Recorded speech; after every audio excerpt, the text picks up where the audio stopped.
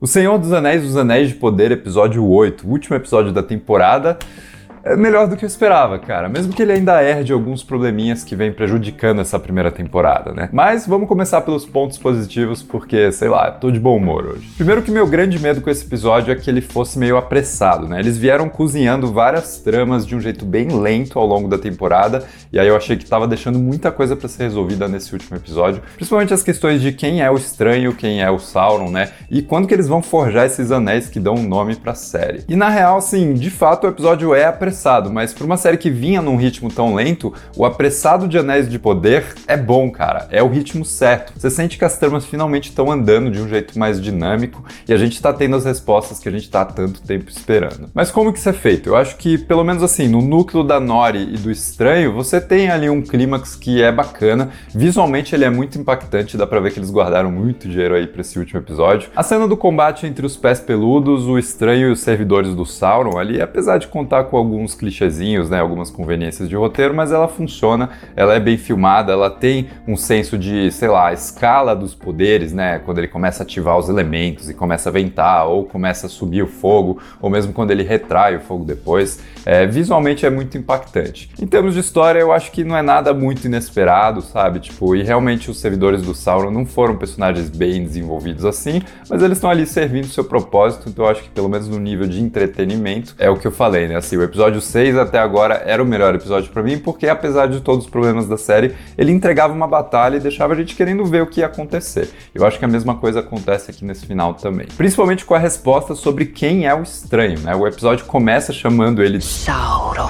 Obviamente pra deixar a gente ali com a pulga atrás da orelha, mas é claro que ele não é o Sauron, né? Eu sempre disse que os produtores não iam construir uma história que desenvolvesse uma relação de empatia entre esse personagem e os pés peludos pra depois fazer com que ele traísse eles, assim, seria um pouco cruel demais pro Senhor dos Anéis. E eu sempre disse também que eles recorreriam a um nome mais conhecido do público, né, pra justificar o investimento ali, toda essa criação desse mistério. Então não dá pra você passar 7 episódios escondendo isso da galera e aí no final ele ser um personagem super desconhecido do grande público, que é o que a série quer atingir, né. Então durante a batalha ele é chamado de Stari e no final a gente tem a confirmação de que ele é o Gandalf. Sim, claro que a série não usa esse nome ainda, mas ela pega uma das frases mais clássicas do Gandalf, coloca ali no final, quando ele tá se preparando pra ir embora com a Nori, e a Nori não sabe pra onde ir, ele vira, quando em dúvida, sempre siga o seu nariz. Que é uma frase que o Gandalf fala quando eles estão em Moria, na Sociedade do Anel. Always follow your nose. Always follow your nose. Beleza, acho que todo mundo já entendeu que a série não vai seguir direitinho assim o universo do Tolkien do jeito que ele foi escrito nos livros, né? Eles nem podem fazer isso por causa dos direitos autorais. Então assim, pra mim é o Gandalf, faz sentido, sabe? Tipo, é um personagem que eu quero ver mais na tela de novo, assim, quero ver como vai ser essa nova interpretação dele. Gosto do ator quando ele finalmente deixa de fazer aquele papel de um personagem que não sabe falar e começa, sabe, a emitir as suas pérolazinhas do Gandalf. Ele começa a falar de um jeito mais normal. Acho que o cara tem potencial pra fazer um bom Gandalf no futuro. Be silent. Agora, passando para os elfos, acho que é outro núcleo interessante desse episódio, né? Apesar de ele começar um pouco truncado ali, a Galadriel chega com o Halbrand, ele tá mega doente, aí ele já é curado. Na cena seguinte ele já tá conhecendo o Celebrimbor e tentando passar a lábia nele, assim. Achei que ficou tudo muito rápido, muito forçado, assim. Sei lá, uma cena construída porque o roteiro pedia que a cena fizesse aquilo, né? E não porque isso partiu naturalmente dos personagens. Mas independente disso, eles começam a tentar forjar algo com um pouquinho de Mithril que eles têm pra salvar os elfos de um problema que até hoje eu não entendi direito. Acho que esse é um dos pontos que a série não resolveu. Ela não explicou direito qual é a relação entre o Mithril e o poder dos elfos, por que eles estão morrendo, só porque as folhas estão morrendo. Tipo, a gente precisa de um pouquinho mais de clareza nessa relação de causa e efeito que a série não entregou pra gente, sabe? Ainda assim, o que eles fazem com isso eu acho que é bacana. A Galadriel vai descobrindo ali que tem alguma coisa errada, né? Ela percebe que o Halbrand tá sendo um pouco mais sinistro do que o normal, e eu acho que o ponto mais alto desse núcleo é quando a Galadriel finalmente confronta o Halbrand e você tem aquela sequência toda dos pesadelos, dos sonhos ali, do Sauron tentando seduzir ela a ser a sua rainha, sua imperatriz do mal, né? E jogando pra ela as mesmas palavras que ela pronuncia quando ela tá sendo tentada pelo Um Anel ali na frente do Frodo, né? Na Sociedade do Anel.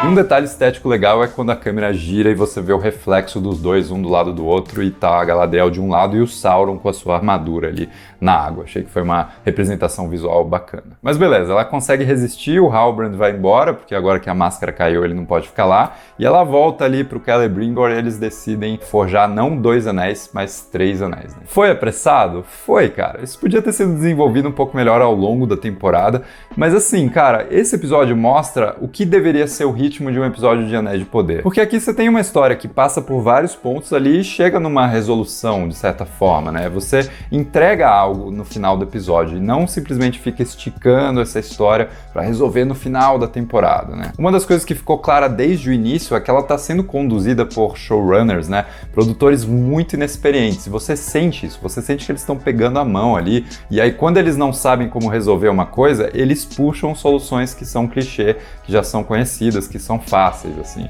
E eu espero que daqui pra frente eles consigam fazer essa autocrítica, né, pra justamente trazer esse amadurecimento. E eu acho que a segunda temporada tem potencial pra isso, né? Você termina essa série dando só 3 anéis pros elfos. Você ainda precisa resolver os anéis dos anãos e os anéis dos homens também. Então eu acho que isso eles vão construindo aos poucos ao longo da próxima temporada. E agora a gente tem também uma oportunidade de aventura, assim, com a Nori e o Gandalf, né, andando pela Terra-média pra descobrir mais sobre o passado dele e tudo mais. Então assim, hoje eu tô a fim de ser positivo, eu espero que a série melhore no futuro, eu acho que ela tem potencial para isso.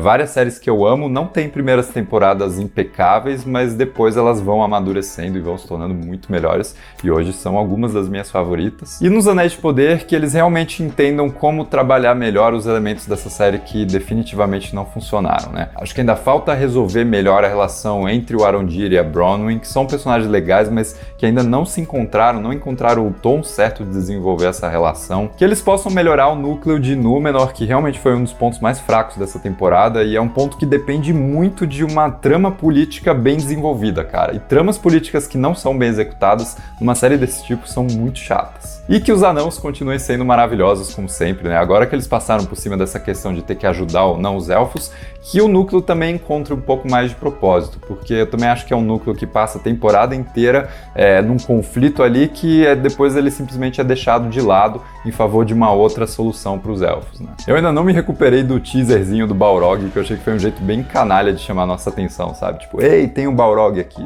Só que não tem. Mas beleza, me diz aí nos comentários o que você achou desse último episódio, dessa série como um todo, né? Com respeito às opiniões divergentes. E lembrando que domingo eu e o Rato estamos aqui às 5h30 da tarde para falar, tipo, com muito mais detalhes, né? Com muito mais profundidade sobre esse último episódio e sobre a série como um todo. Espero vocês lá, e se quiser assistir mais um vídeo agora, eu vou deixar ele aqui. Muito obrigado e até a próxima.